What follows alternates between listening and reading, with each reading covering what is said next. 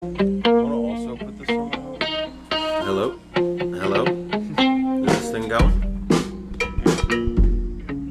It seems like we're going. Alright, everybody, welcome back. I'm your host. You can call me Johnny, Jonathan, Joiny, JT, or even Jitters, because this is Jitters Jib Jab, baby. It's about 8 p.m. on a Monday afternoon, and we're back from a brief hiatus. We had to take a break, but the good news is we have a couple of announcements. The first being Bush did 9/11. Um, a lot of you already knew that. But the second is that Dave will no longer be joining us. Now, some people say Dave never existed in the first place. I personally like to think that he was always in my heart, and mostly my mind. But it's nice. It's nice doing this by myself. You see, Dave had some issues. He used to come here with this homeless Nazi girl who lived in the back of his car. And she was a nice girl, and Dave is a nice guy. But there were some issues with the two of them. For instance, I think it was episode 2, or maybe 3, or maybe 4. I don't remember. But we were about to start recording here in my little studio, and normally Elsa is the only one who bothers me when I'm in the middle of anything. But he decided to bring this girl, who's a very nice young lady, but she happens to be a Nazi. And I don't remember what episode it was, but I kept wanting to talk about this. This was the first time in my life I had ever met a Nazi that A, was very open about it, and then B, just at all. Like, I don't know any other Nazis. But it helped, like, explain a lot of the world to me, because having met a Nazi, knowing that she's like a homeless schizophrenic person, like, kind of made me relax, and it helps me understand where, like, these conspiracy theories of, like, evil. I believe in conspiracies that there's, like, an evil cabal of, like, global corporatists that control the world. But the thing that separates me from homeless schizophrenic Nazis is that they believe that same cabal is strictly Jewish.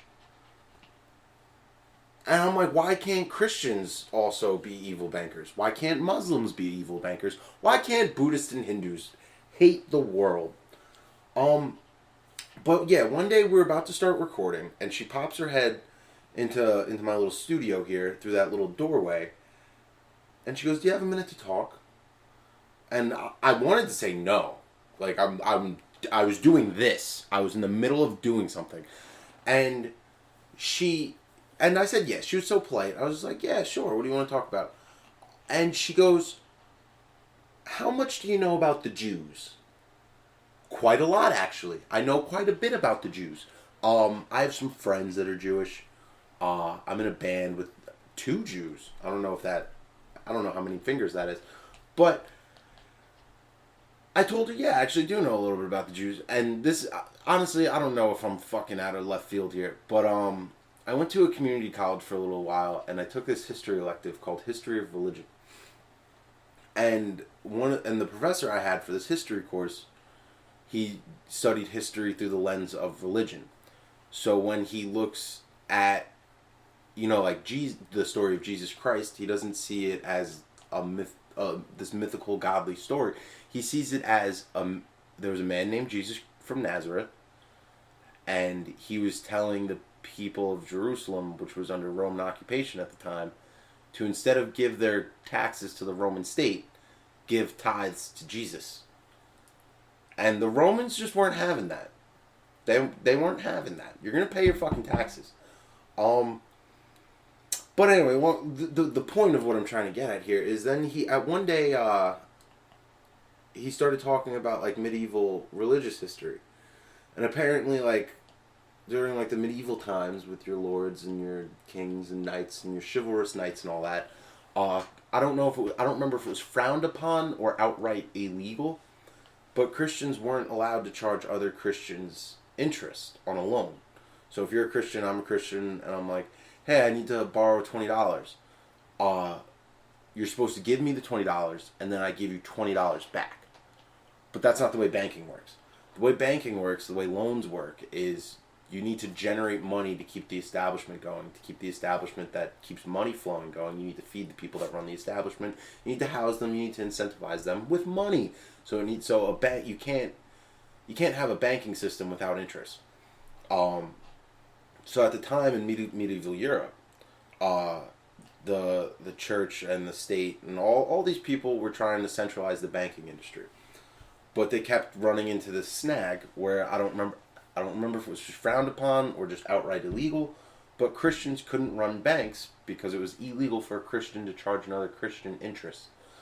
So they invited the Jews to run the banks.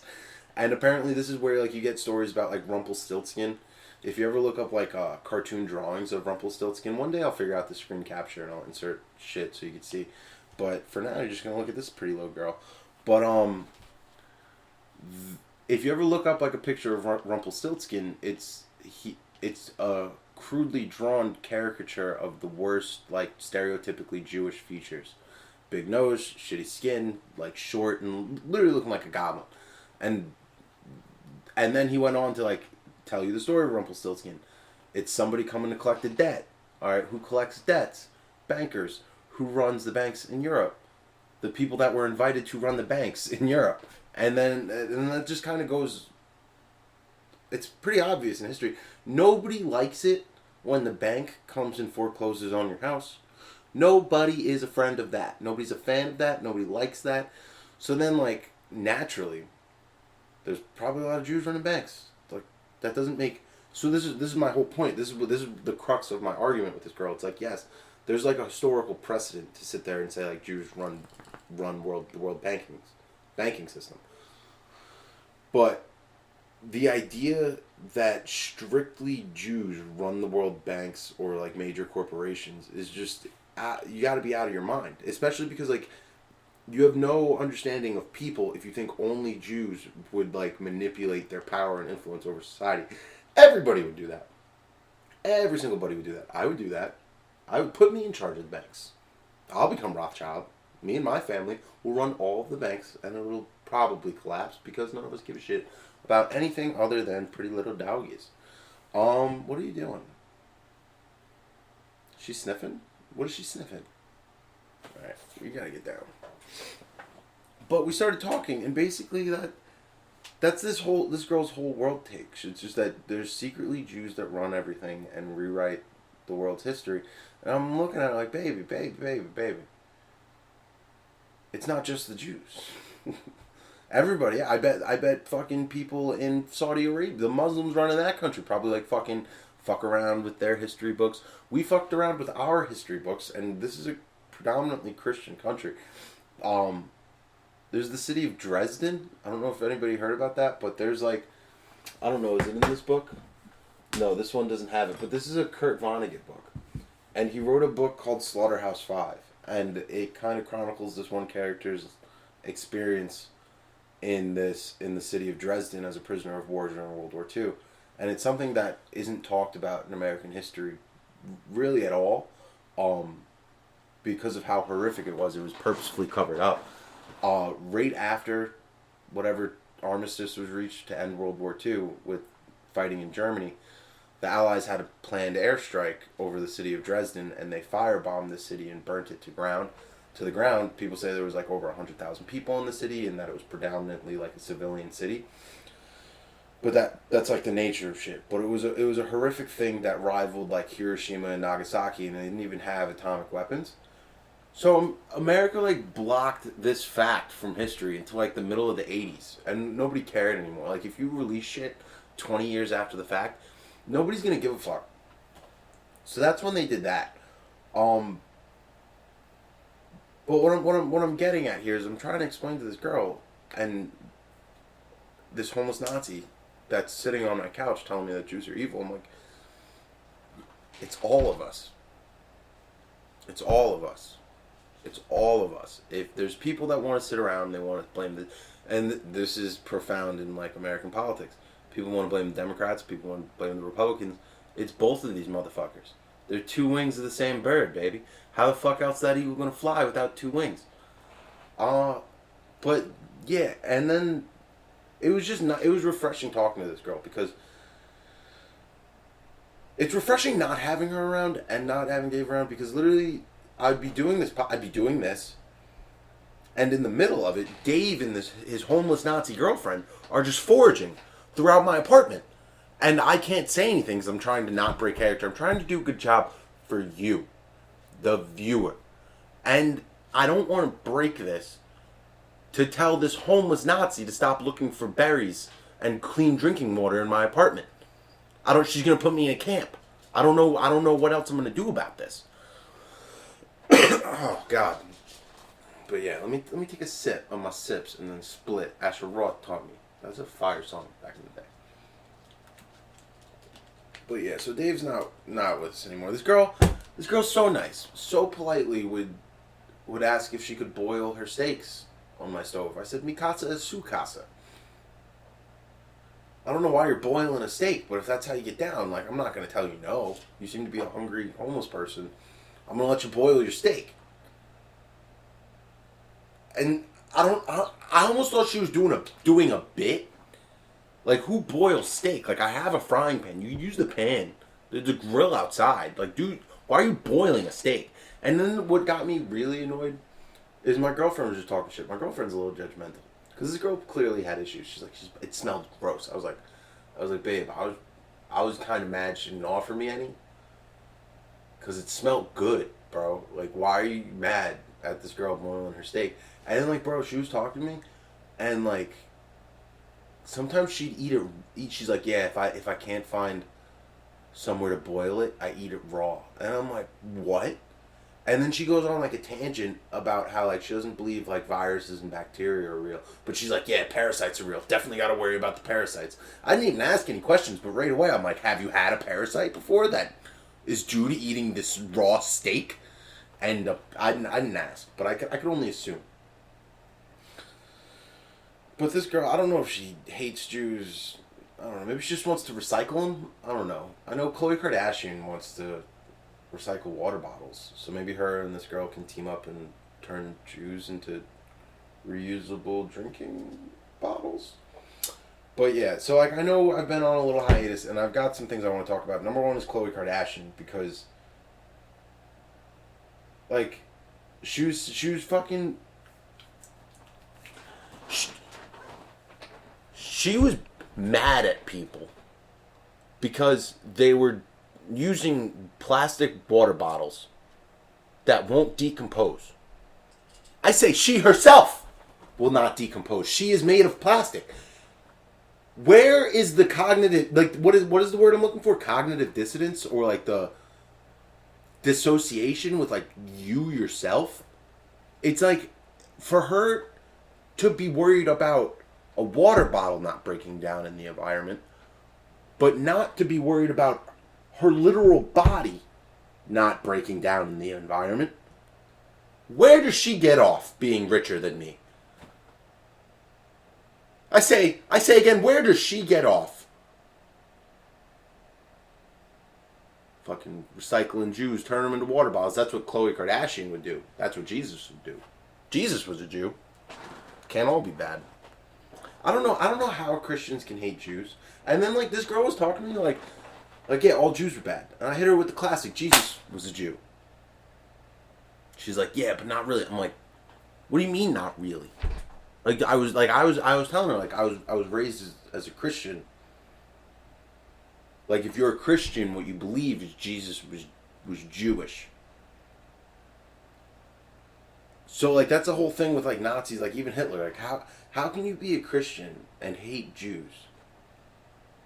Like, you have to hate the whole foundation of your religion and what you love. So then, but you could go into, like, I'm not going to touch Israel today, because we're going to sound weird. But those fucking people. You be the judge. You be the judge. Isn't, I've been thinking, I've been doing some thinking about my life, the world around me, everything in existence. And I've been thinking about podcasting and its relationship to stand-up comedy. And I've been thinking, like, what is stand-up comedy, if not explaining how Jews run all of the world's banks without sounding like a Nazi? I don't know. You be the judge. You be the judge. Oh, but yeah, fucking Khloe Kardashian, man. She will not decompose. She will not decompose. But what will decompose? Your relationship with the Lord. I say your relationship with the Lord might decompose. If your relationship with the Lord decomposes, that's sad. Because you are the Lord. Don't let your relationship with yourself decompose. Because that will always be important. But yeah. I thought of like a nice little life hack the other day. Like, I don't know if any of you are in a relationship, and this works for your boyfriend or girlfriend, but if they ever bring you to like a soiree, specifically I'm thinking, I went to my girlfriend's coworker's soiree last weekend. And like, you don't really want to be there. I had a great time, but that's because I'm a vibe. I just walk around, I'm like, ooh, open bar. Don't mind if I do. There's free food, there's French toast, waffles, some type of lemon fish. I don't know, I had like 6 plates. All the mimosas I could drink and sangria, delicious. But yeah, if you're ever at like a soiree you don't want to be at, just get drunk. Just get drunk to the point that now your girlfriend herself no longer wishes to be there. Now this is a pro level move. So this move will not work 1 hour in. You have to wait at least 2 hours, but ideally 3 hours. But once enough time has passed, you may start double fisting. Eventually, and you can't be too obvious with it either. You can't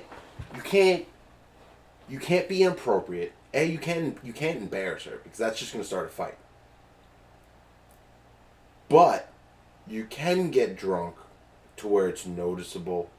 Your speech is slurred. Maybe your dance moves fall off. Maybe your dance moves are getting too good. You ever think of that? Did you know that? Did you think of that? Some people can only dance when they are drunk. I say dance all the time like nobody's watching. Cha feel. But let her know, you know. Maybe even do a subtle move as you're dancing with her, right? Pick a couple beats. Completely miss them, you know. And then when she notices, go. Just like that. Just like that. She'll get that you're drunk. You'll be out of there. It was 4:03 the other day. I was home. Playing video games. Banging. It was nice. There was no arguing. We had a great time. Great food. Showed our face. And left. But it was one of those gatherings that got me like thinking, because it was kind of, I don't know if it was like, it wasn't like formal. It was like a club, but it was weird because it was Sunday at like noon. And like my girlfriend's a nurse, so like her coworker and everybody that was there was like a medical professional. But somebody in there was just walking around fist bumping, smelling like weed. I'm like, is that me? I was like, I'm pretty sure I didn't smoke before I came to this. And somebody smells like weed. Because I've done this before. There was one time, I'm sorry, I'm a little under the weather. And there's dog hair in my mouth because of my furry little friend, wherever she is. But one time me and my friend, his name is Smashton, we went to New York City to go see like a music festival or whatever. Brought a bunch of weed, some LSD, we listened to some vibes, we soaked up the sun, we breathed in that New York City air. The smell of blood and death and disease and oil and pollution. It's quite nice. But afterwards, the Sunday of the music festival canceled, and it really pissed me off because it was the day that I was looking forward to of this music festival. If you've ever been to a music festival, there's always one day where like the lineup is like the point of you going to the music festival. And for me, it was like there was like 3 people performing on Sunday. Kanye, Kanye was gonna perform that day. I still haven't seen Kanye yet. I still haven't seen Kanye perform live yet, and I'll do that. Or somebody's gonna die trying. But it was Kanye, Joey Badass at like the peak of like when I was into Joey Badass and gave a shit.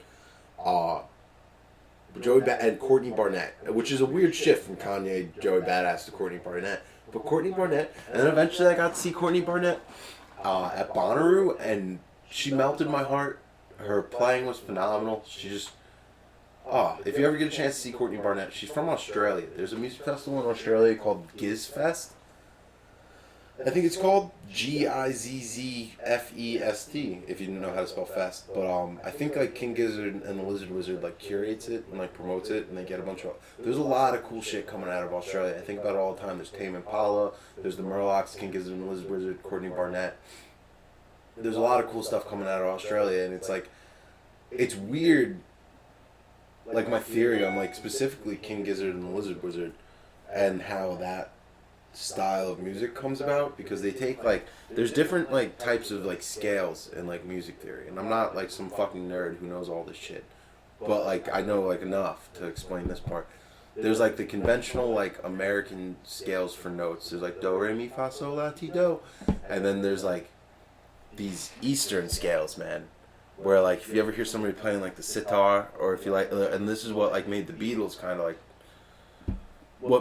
revolutionary. I'm not one of those fucking Beatles heads that like sits there and it's like, yeah, fucking John Lennon, Paul McCartney, yeah, I guess Ringo sometimes too.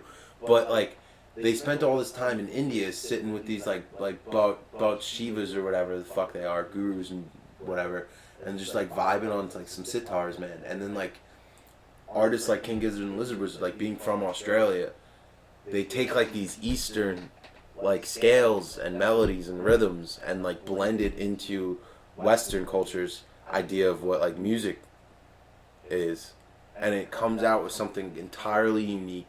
And then like today, like in the modern era, like we're living in 2021, you get shit like Tame Impala, where like they're mixing like this high level of like music production with these out of sight like psychedelic like vibes from India and like the Eastern world, with like Australia is a European nation, so like they're bringing like conventional Western like music theory and mixing it in with all this shit, and it comes out being so original and wonderful. Like, it's really good. And among those, Courtney Barnett's like super like classic, I would say like American rock, but she has that like Australian accent and like kind of that like just plain Jane singing along to the point where like it just melts your heart. She's a wonderful.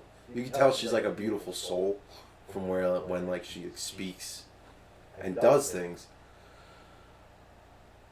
But anyway, me and my friend Smashton were at in the city, and you know we had like Sunday got canceled, so we had some weed and a couple tabs of acid left, and we were staying at an Airbnb. We leave the Airbnb, and we're like, "What do we gotta roast these bones? What else are we doing, man?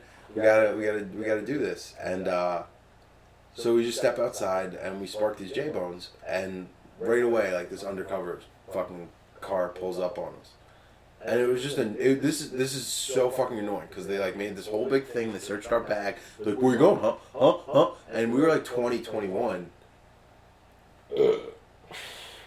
and like so like we were kind of like, "Oh shit, what the fuck's about to happen?" But it was fucking annoying as shit, because I don't know if they found the LSD and just didn't say anything. Well, it's easy to miss. It's in a tiny fucking bag. I don't know, but like we thought they gave us a $25 ticket. Like the whole thing was just an excuse to search our fucking bags, which is annoying. Like I didn't have it all. If you search my bag, you're gonna find maybe like some weed. You're not gonna find crack and heroin, but like, and like I would see how you'd be on the lookout for that. But like, man, you don't need cops rolling up on like kids because they're smoking some weed. You know what I'm saying? Like, that's just like corny as fuck. And then like we thought, this is the point of the story now. So we thought they took the weed. We're like on it, like we're taking we live on Long Island, so like we're taking the train, the Long Island Railroad back to wherever the fuck we live, Ronkonkoma or whatever fucking genocided race our home is named after. And the whole time we're on the train, we're like, man, it smells like weed. Man, all right, these people smell like weed. We get off the train, back in my car, and we're like, man, it still smells like weed.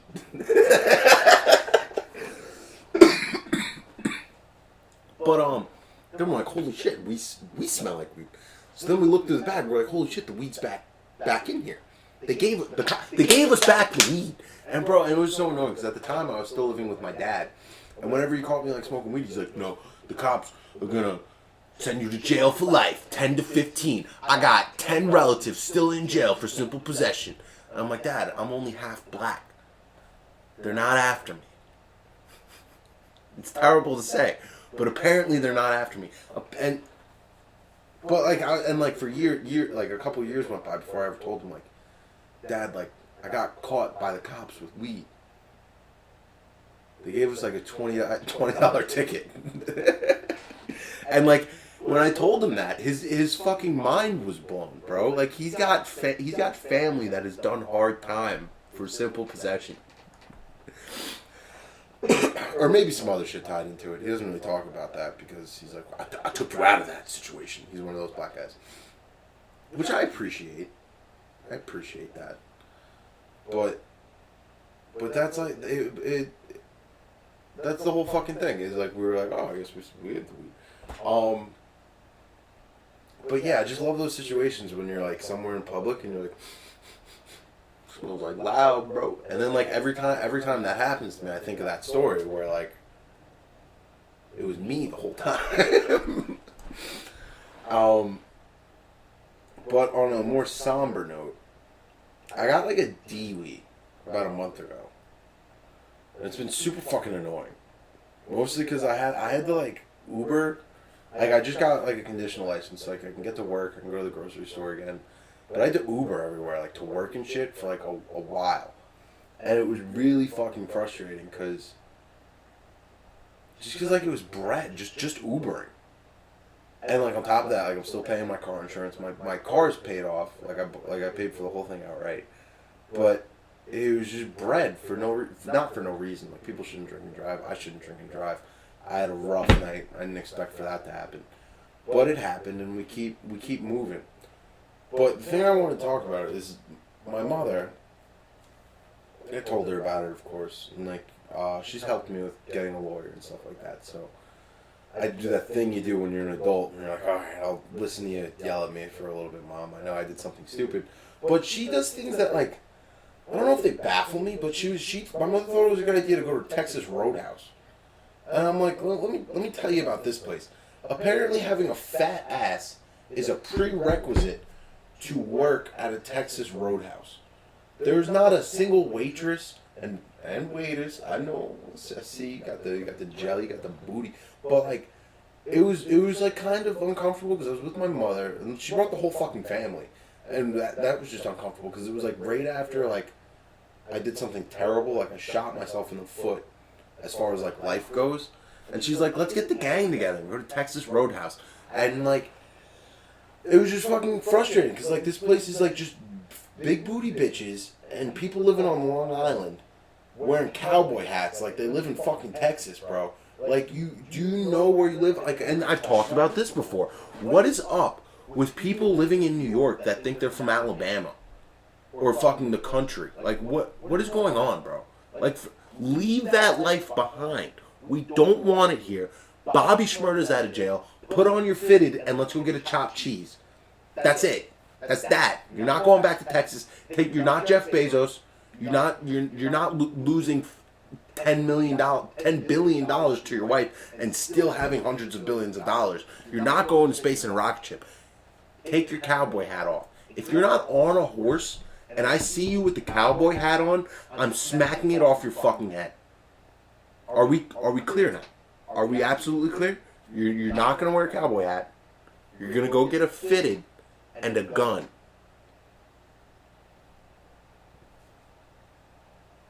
I'm glad we understand. Some other stuff happened. What else happened? Tim Dillon.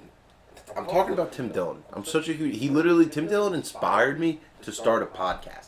The way this guy, I still don't have a producer who will be my Ben Avery. I've been talking to a friend of mine who's like into like doing production, and he's just a funny cat.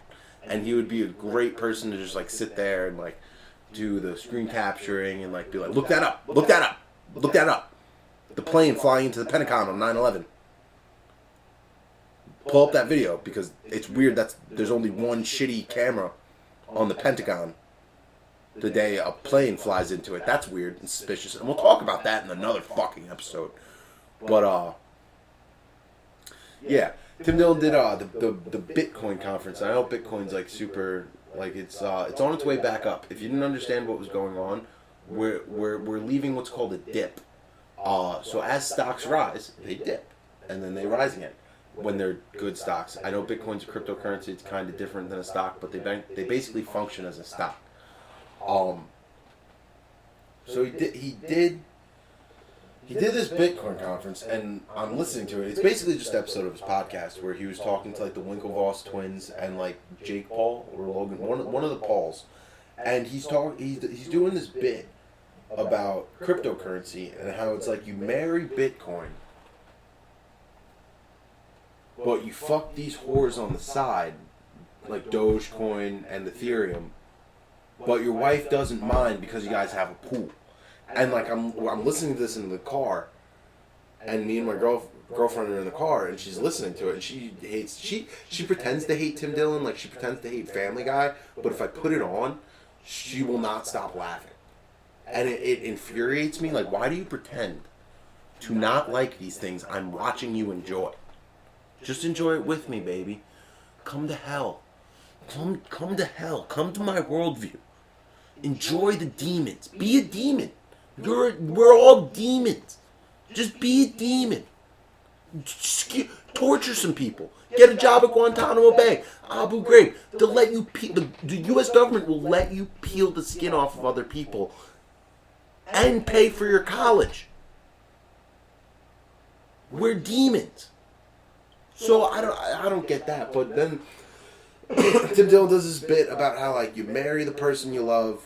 It's a metaphor for cryptocurrency, but he's like you marry the person you love, and then you fuck the whores on the you fuck a whore or two once a year, maybe twice a year, and your wife knows, but she doesn't mind because you guys have a pool. And when she said that, like the air, when he said that, the air in the car like shifted. It shifted, and I knew why. I knew why. But then, like, before I even looked at her, we both just started cackling into the wind, howling like hyenas. Because Tim Dillon's fucking, A, he's fucking hilarious, and B, she looks at me and she says, no, because you just fucked the whores in the pool. I look at her, I'm like, is that why I can't, is it in the pool that bothers you? I'll get a pool. She's gonna hate me for that. But, like, I'll get a fucking pool, bro. I'll get a pool. Like, and then like in reality, like that's what it is. That's what it is, bro. Like, you get a pool, your wife turns around, she's like, all right, go fuck the horse. But if you do, like right now, I don't have a pool, so my dick is not balls deep in these whores. It could be, but I have other priorities in life, and this is something I needed to learn this when I was younger, because I've wasted so much of my time. And I think I don't want to be one of those people, I had a midlife crisis when I was 15. But there was a point in my life where I was just like, what else am I doing if I'm not putting my cock in horse? What else? Like, I didn't understand, like, up until recently in my life, I didn't feel any urge to build anything. I didn't feel any urge to cultivate a family or a group of loved ones that genuinely want to affect the world in a positive way. As a child, I looked at the world and I was like, all of our problems are solved. There aren't any problems. There isn't anything that needs to be fixed. There's nothing that these hands alone could fix. So I did my best to put my dick in anything that moved, and I did. I had a sweet 16 party in high school, And the week after that, I had my 21st birthday party. My 21st body party. And it was lit. It was lit. I had a great time. I had friends that went to college that came back and were like, your parties in high school were better. They were better because nobody cared about anything. And that's like the beauty of nihilism. And it's a complicated thing. Because if you care too much about anything, you can't enjoy it. Like if you care, like I make music sometimes, and like I got like I've done shows. I've got like I've it's something that I try to do that I enjoy doing. But the reason I enjoy it is because if I miss a note, if I fuck up, if I forget how a song goes, it doesn't matter. Because the point isn't to be a perfectionist. The point isn't to be better than the person next to me. The point is to stave off the thought of impending doom with just something you like to do. And without that something to do, your life turns into an obsession with QAnon and Jeffrey Epstein and Black Lives Matter and no, this is going on and that's going on and Bill and Jeffrey are being dickheads at work and Diane's being a bitch at book club. Who cares? Who cares? I'm complaining about my girlfriend again. I love her to death. But she'll be so upset about what cunts say at her job. And I'm like, babe, you saved a person's life 2 days ago. Why do you care that Bill's mad at you because your boss thinks you're a better employee than him? Like, there was this one dude, she called me crying.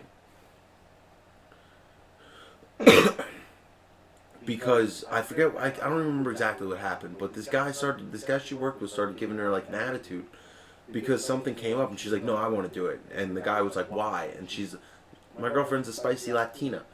And she goes, because I'm a better worker than you. And I'm a slacker. So right away I'm like, whoa, you're being a bitch. But, like, she was right. And then, like, their boss came in, and, like, they were kind of, like, bickering. And the boss was like, what's going on? And they pretty much told the boss what happened. And the boss was like, yeah, Alicia is right. You suck. You suck. She's good. She's going to go do the job that she wants to do.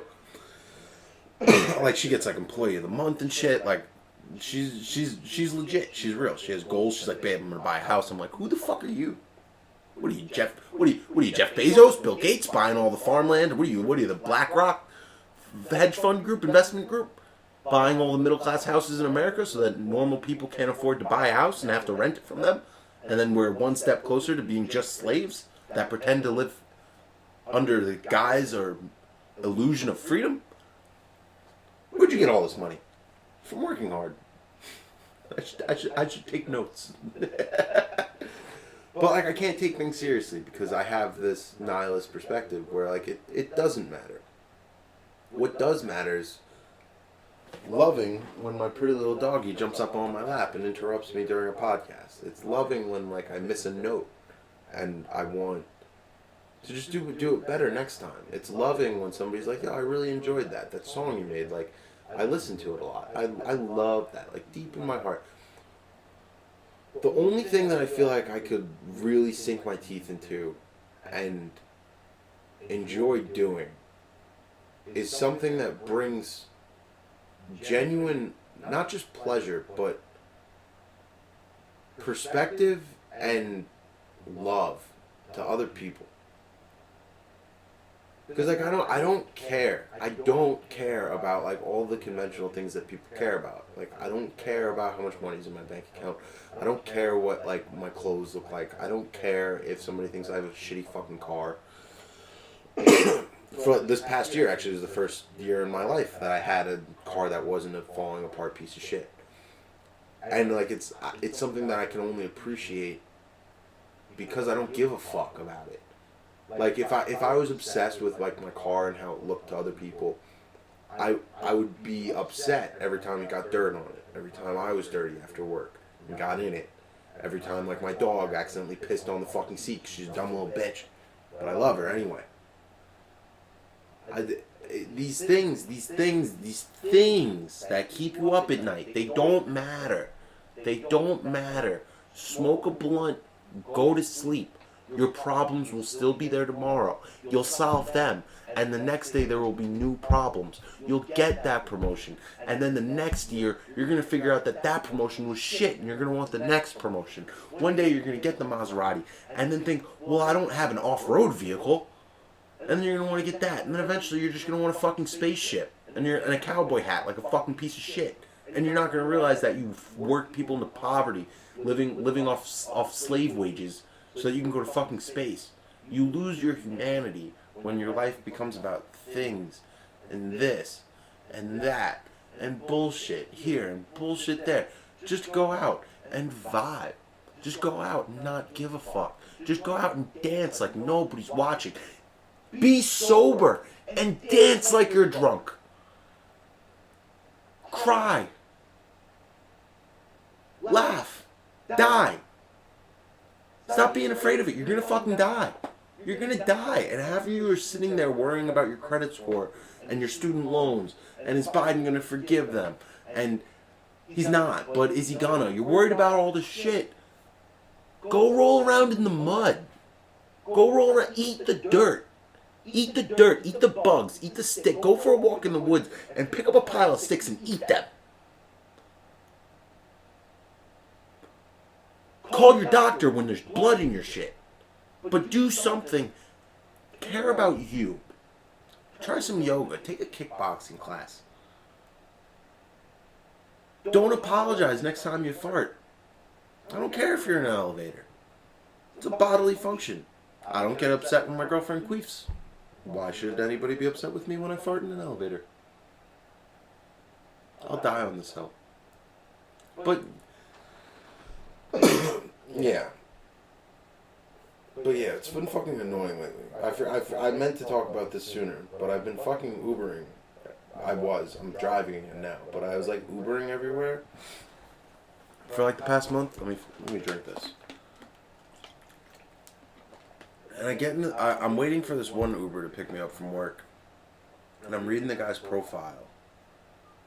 And it was like, because I hadn't been on Uber in a while, so I saw like the app was updated, and I was just like, oh, this is interesting. It's like it's more like social media now, where it's like it's a fucking bio, and it's like, oh, why do you Uber? And it's like the guy's like, oh yeah, like I just need an excuse to get out of the house and away from the kids. That's like his profile, so he just does it for something to do, and like some little extra money on the side, which is awesome. It's a great. Like, for all the shit, like, people, like, complain about with Uber, like, if you're somebody just looking to make some extra cash and get out of the house for a little bit, maybe you enjoy talking to people, you should go fucking Uber. Like, it's a good way to spend your time, like, doing something. Engage with people. Some of you only engage with people like this. You should go fucking talk to people. And Ubering is probably, like, a nicer way to talk to people. Like, I have to talk to people at work sometimes, but, like, they want to talk to me when, like, I'm doing a job. You know what I mean? Like, leave me the fuck alone. Like, I'm building a deck. Like, leave me alone. Like, I have something I need to do and it's 90 degrees out in July. Go inside. Jerk off. I don't care. But don't talk to me. Don't talk to me. Talk to yourself. Talk to your mother. Call your fucking mother. Don't talk to me. Oh my god. I swear I don't have Delta COVID. SEAL Team Delta, SEAL Team 6. Dude, I don't know if anybody watches Hassan Piker, but like his fucking uncle takes money from like the fucking people, from the people in the CIA that like literally create like CIA assets. So he freaks me out because he's fucking hot, and I don't mean like he's like facially attractive. He's like 6'4", but he looks like a Navy fucking SEAL. And I'm just too paranoid to listen to somebody that looks like they just got done killing Osama bin Laden. And I just want to talk about that. But like, my fucking Uber driver, man, I don't want to get off topic because my Uber driver is super important. But like my Uber driver, I get in the car and like we're bullshitting, and I was like, oh yeah, I read your profile. Well, like no, before I even said that, I get in the car and he's like, you want to make any stops? Let me know. You want to go somewhere? And I'm like, just just home. Just take me where I asked to go, please. He's like, all right, and we're bullshitting. He was a cool dude or whatever. And I told him like, yeah, I read your profile, and he's like, what? And like he pretended like he didn't know he had like a bio in his profile. And like and I was like, yeah, your profile said like you just kind of do this to get away from like the kids and the wife for a little bit. And he's like, oh yeah, that's weird. I'm like, yeah. And then I got in the car and you're like, you want to make any stops? And then he starts laughing. And I'm like, yeah, you want to see a movie? You want maybe get something to eat? I'm like, all right, bro. Like, how much? You need a different hobby or a hobby. I think women just want attention, bro. It's kind of like infuriating, bro. Like as much as I love my girlfriend, like it's okay to not be together every minute that we're not at work. You know. Like if like you're like I'm surprised she wants to deal with me as much as she does, because she spends so much time like dealing with fucking like she's a nurse, right? She works in a cardiothoracic ICU. I forget what emergency care unit, cardiothoracic. So it's like it has to do with like your cardiovascular system, I think. So like your heart and all that. So and it's like the emergency shit. So she deals with like high stress environments and people. And she tells me about all the time. Apparently, like Indian men are just like fucking rude to women. Like she'll be saying something and like giving this guy his meds. He's like, "Bring me doctor, bring me the doctor," and she's like, "No. Like I have your medicine. I'm a trained professional. I will give this to you, or you can die." And like it's just like how can like. I feel like we do connect enough though. So, but like the thing that always like perplexes me is like how do you deal with assholes like that all day and then want to talk to me? I guess like maybe I do make her feel better, and it makes me feel good. You know, like sometimes I'm just fucking tired, man. Like leave me alone. Like I want some, you know what? Because what I really do enjoy like a lot, and this is part of the reason why I do like the drugs that I do, like pot or like LSD or mushrooms, is because when you're on them, like you're just thinking. You're just thinking. People want to like clear their thoughts. I want to control my thoughts. Like I want to be able to like crank up the output of my thoughts, but in like a more controlled way.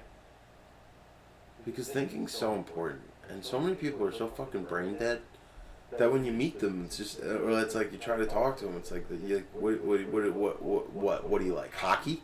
That's all you got? That's all you got? Oh, that's all you got? Baseball? Football? That's all you got? That's all you got? Fucking, and sports are important, don't get me wrong.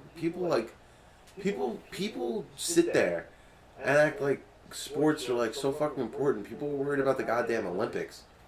Like that matters. Like that matters. There's like 15, I don't even know, there's millions of people about to get evicted from their homes because they weren't allowed to work during like the COVID shutdowns. And people are upset that Simone Biles didn't feel healthy enough to like go compete in gymnastics, bro. Like we're in the middle of a Cold War. BlackRock is buying every single middle class house in the country. Bill Gates just bought half the farmland. And you're doing racial agitation about an Olympic gymnast. And I'm talking about Charlie Kirk. I don't know if you know who the fuck Charlie Kirk is, but he's one of those he's a fucking young Republican. I don't know anybody, like if you ever met one of these fucking people that are like, I'm a Republican because I actually know what I'm talking about. It's like, no you don't. That's your fucking ego talking. If you actually knew what you were talking about, you wouldn't be a fucking Republican, because everything they think is trickle-down economics is good. And if you don't know what trickle-down economics is, I'll tell it to you. Trickle-down economics is when you see those big businesses like Walmart and Exxon and Amazon and Raytheon and all these huge fucking businesses. Trickle-down economics is if we give them tax cuts, that will turn into profits for you. And that doesn't make any sense. But that's the whole young Republican kick, is like you learn a little bit about politics, and then it's like you shit on all like the young reactionary like college kids that don't really know what they're talking about. And it's like you just mop them up because like if you don't like trickle down economics makes sense if you're giving tax cuts to small businesses so they can grow. But once a business turns into like a huge multinational corporation, they don't need tax cuts anymore. It stifles competition. Capitalism is based on having tons, a shitload of small businesses competing with one another to hire employees and to acquire customers.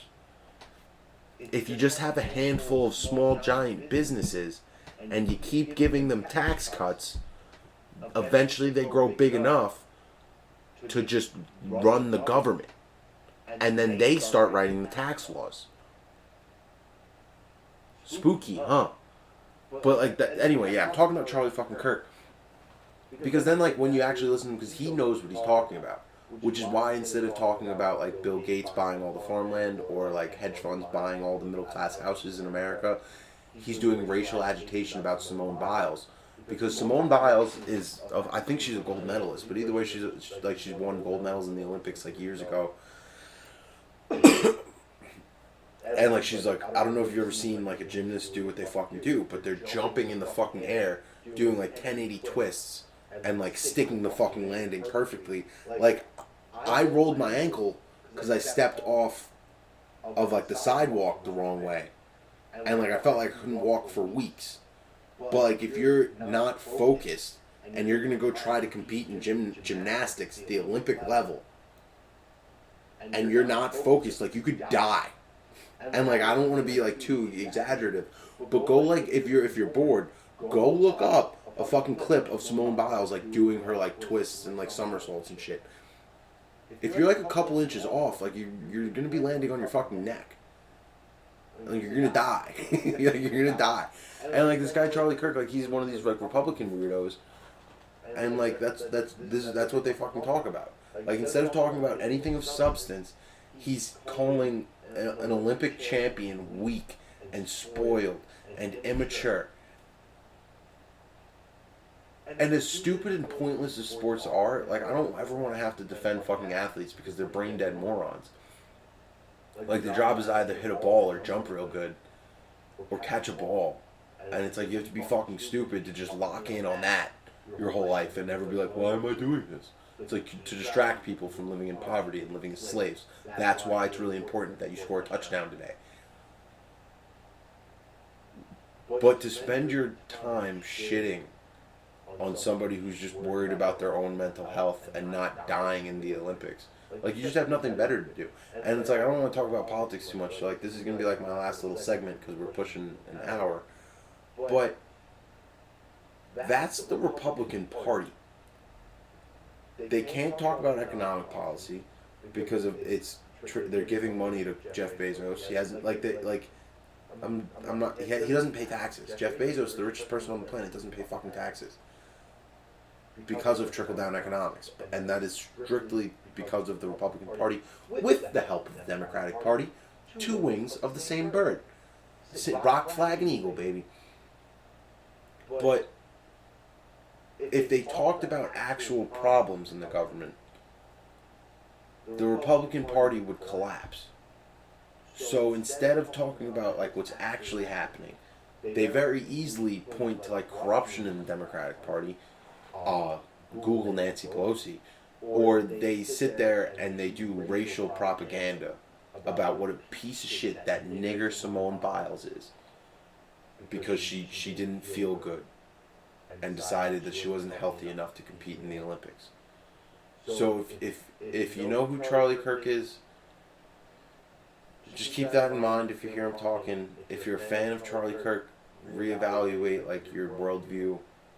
And then if you don't know who Charlie Kirk is, good. But now maybe if somebody like accidentally lets it slip that they do like Charlie Kirk, you can remind them that he purposefully says racist shit because he has nothing else to talk about. And that's the Jib Jab for today. I'm back. I'm better than ever. And next week we're going to be doing screen captures so that I can show you pictures and videos, and I can show you that the video. Next week I'm going to be showing you there's a video of a plane crashing into the Pentagon. And when you see it, and I'm sure some of you have seen this on Joe Rogan, but when you look at it, it's a really shitty camera angle. And I don't know how there's only that one camera on the Pentagon. Because in this one camera angle, that plane looks like a missile. Good night.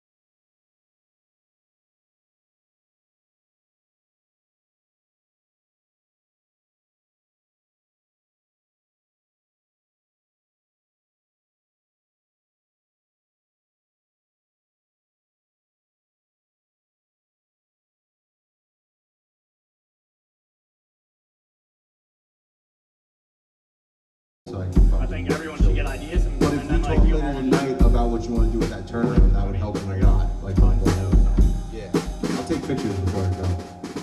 I mean, they're pretty rough, but it's... So what one more song do you want to do? Because Eric's mad about Kittler. He's gotta go. Definitely not mad about it. He's still. Do you want I gotta offend you before you go. Josh. Do you want to talk set list for Sunday or set list for my house? Both. Alright, so let's talk. Because I know we're going to yell about it for 10, 20 minutes. So for my house, what I was thinking was I'm hungry. they reminisce and checkers. Hopefully we can do them into each other. But I think those two would be kind of fire. I'd be down to do a revolution. So let's figure out a jam section. So everyone could brainstorm some ideas. I was thinking 5 to 1, but I'm kind of not thinking 5 to 1. How long you want to play? An hour. Because if it's nice out, if it was like I like doing like 45 to an hour breaky break. You know. Yeah. Then like another like until it's my house we to give do. up. Yeah. So what I'm thinking is, if it's like nice out, and Think we could Hezzy can start. come? I mean, I don't want heads in my house like 20 tops, Yeah. like Yeah. that's still kind of like Pushing it. yeah. So that's what I'm saying. If we could start like a little before sunset, so like 7-ish. That way, like Sunrise, sunset, sunset. Sunset, No, Sunrise. marathon set, no repeats. King is in Liz Wizard in the desert. 3 hours, same song. 3-day marathon set, no repeats. Are you ready for the King is in Liz Wizard? Yeah, that was. Big Cypress. I'm thinking, hour we could like do a random sound check jam. We could do, the D minor. We could do whatever. Yeah. But yeah, I like like that it's jam. kind. I mean, it's my house. We can do whatever we want. We could. I'm not like lining up bands or lining up DJs. It's gonna be like, roughly an hour. Let's We're going to get smoke it. some meat. I might smoke meat earlier in the day and just like have my buddies run through. What? Some meat on the smoke? Yeah, I might do that like early in the day if you guys are around, and then. But as far as set goes, like let's set up. We could bring as much stuff over to my house like early enough, like 6-ish, because I'd like to live stream it to like 8. to start at 8. Sunset by, I guess. I want to like start during sunset. Pitch black. That way we don't break down and it's like mad late and we got like you can leave all the gear at my house. I don't care. Even if we only play for an hour. Exactly, and then if, by the time we sound check and get the live stream, get everything We should good. definitely start setting up 6:30. Exactly. So I'm not like forcing it. Plus it's really dependent on weather. Like hopefully it's beautiful out. We could have a fire and make it chill. But yeah, I'd like to do. They reminisce into checkers by way of whatever you call that, where you're just kind of like leaning in the wall, like just doing like some octave stuff, like, and make our way into checkers. Like we'll practice that Sunday. We'll practice that leading up to it. I'd like to do a Keep Away, Starry Eyed. We could do Fat and throw like other stuff in Starry-Eyed. I don't think we need to do an all around the world or Better Off Alone, but if we were to do one, I'd say all around the world, just so we could save Better Off Alone for like a ripper party and people would be like, yo, For Porchella? maybe Porchella, maybe like, I don't know, but so I figure that's 10, that's we could get that easy 30 minutes, just those. Yeah. We don't have to do an Ocean Man. We could do a Cella somewhere if we just want like jam a Cella. We could do a complete improv jam and just do it. Yeah. For a soundtrack for 20 minutes, it's like, alright, we just ripped it for 20 minutes. Like, what's up? I'm not gonna say window, but I'm open to suggestions. We could do Swing Easy. We could do another fat instrumental. I like that Les somehow. Brace line. What was it again?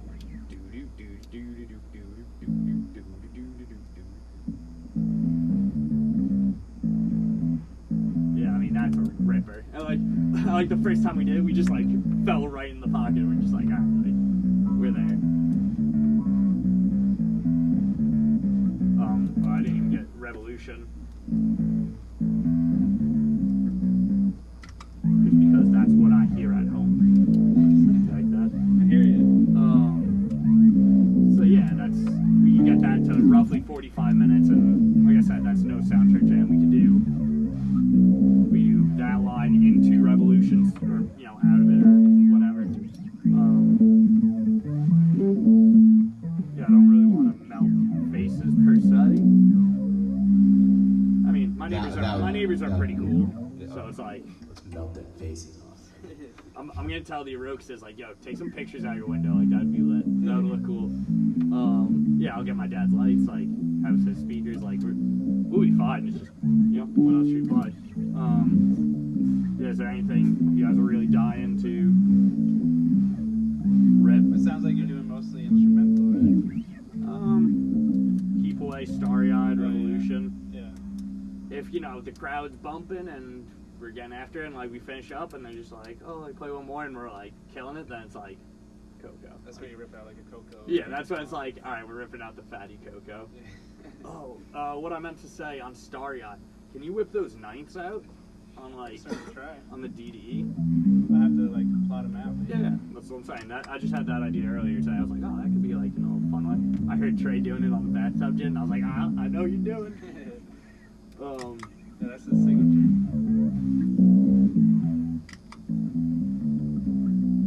Yeah, and then that's if we do no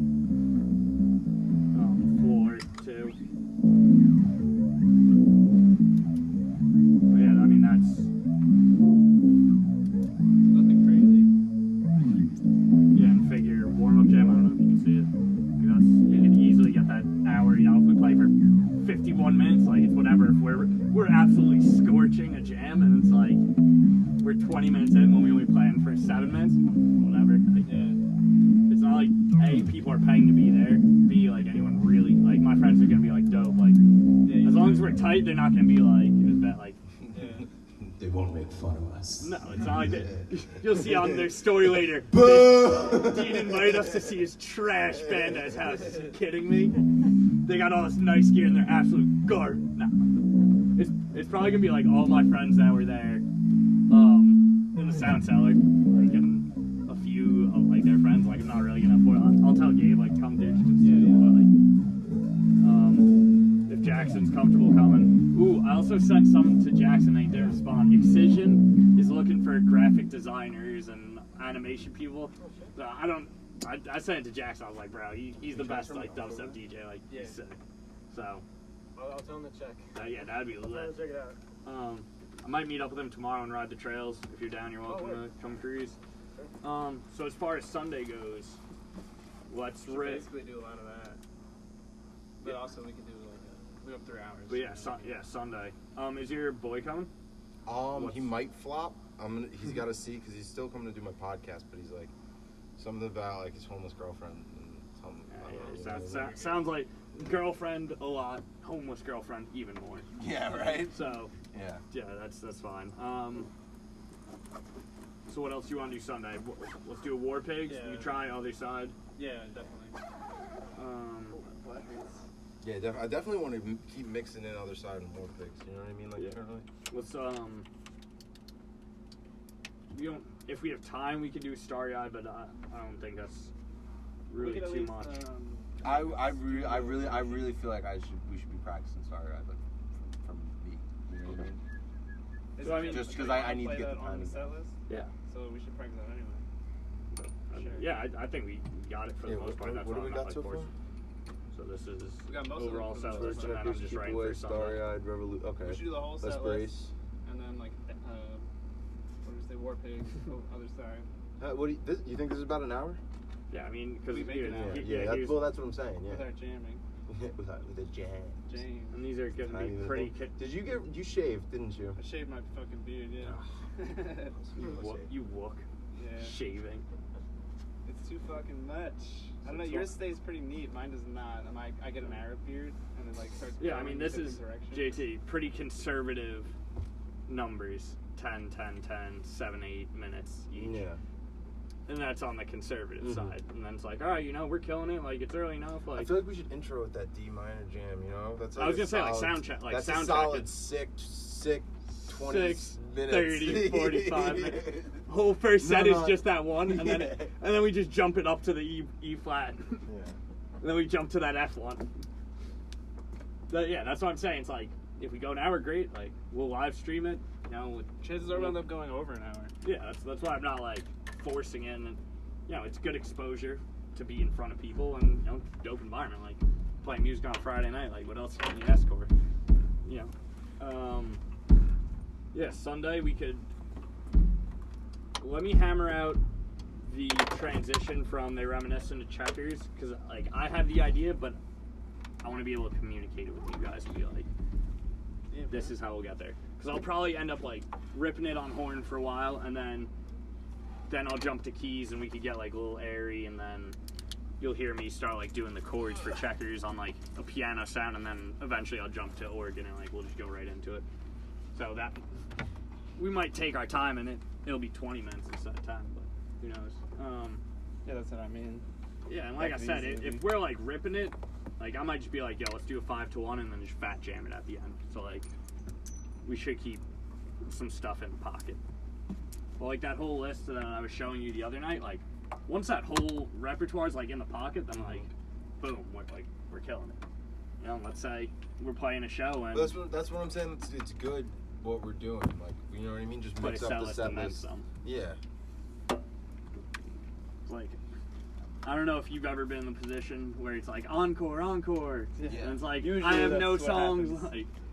Like, Usually people call for an encore no matter what. yeah. Yeah. It's annoying. It's the worst, like planning for the. And you're just encore. like, they're gonna like. Yeah. But once we have a huge repertoire, it won't be bad. Exactly. No. I mean, like, I it's know the what worst. you mean. You feel Because like, then you could whip out anything. It's like, oh, I thought we on the just encore. did the a little encore. weird when you know. We encored the encore. The boys are just gonna be like encore, like you know, Encore again, and you're just like, guys. Yeah, chill. Or like, yo, I bombed once like so bad, like we did not. Bro, do, I look we forward did to not bombing. do a sound check. Like I was blaring. Just Bombing put that is a out in the good thing. uniform. We couldn't Bombing hear is each other great. at all, and then That's like great, our though. supportive friends are just like, do it again. Do the whole set again. Bro, Ketis was saying one time he like couldn't What make happened? a show, and one of his buddies filled in and just repeated Is this it? the same line every Still single. going.